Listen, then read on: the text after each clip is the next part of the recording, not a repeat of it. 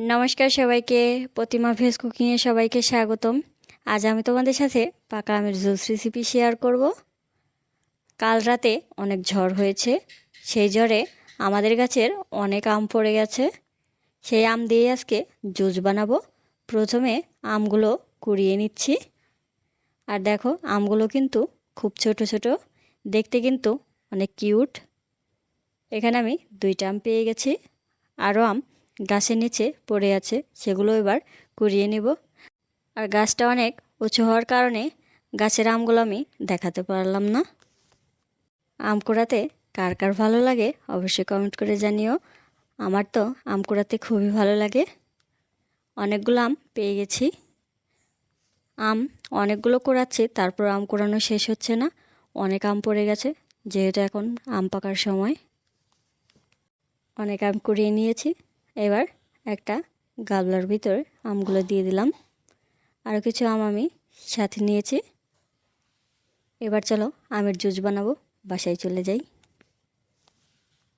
আমি কিন্তু আমগুলো পুকুর থেকে কুড়িয়ে নিয়ে গেলাম।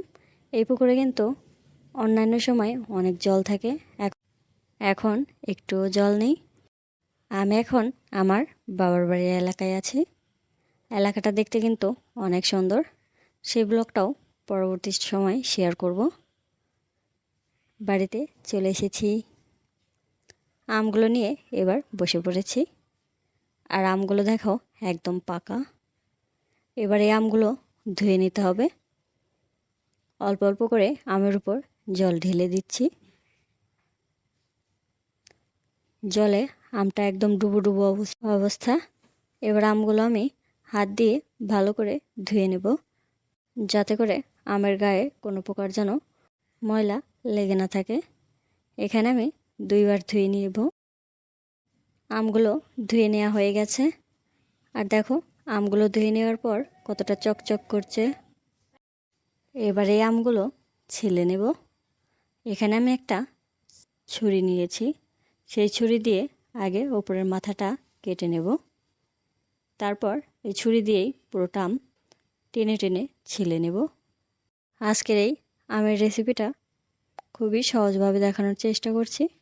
এখানে কোনো প্রকার ব্লেন্ডার লাগবে না, শুধু হাত দিয়েই আমের জুসটা বানিয়ে নেওয়া যাবে একটা ছাঁকনির সাহায্যে।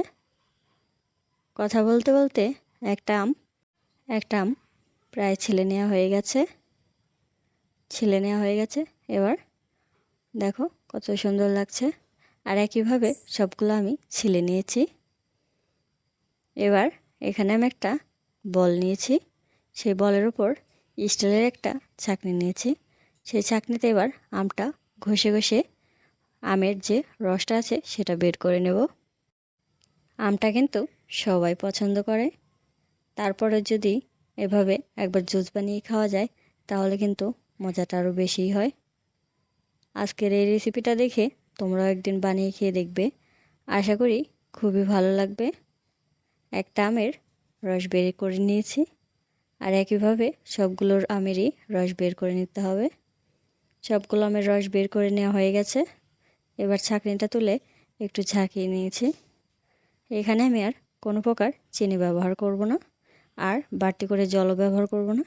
এখানে শুধু আমের রসটাই নিয়েছি। এখানে কিন্তু কোনো প্রকার আমের রস নেই, শুধু আমের রসটাই আছে। এবার একটা গ্লাস নিয়েছি, সেই গ্লাসে আমের রসটা ধীরে ধীরে ঢেলে নিতে হবে। আজকের এই রেসিপিটা তোমাদের কেমন লাগলো অবশ্যই কমেন্ট করে জানাবে।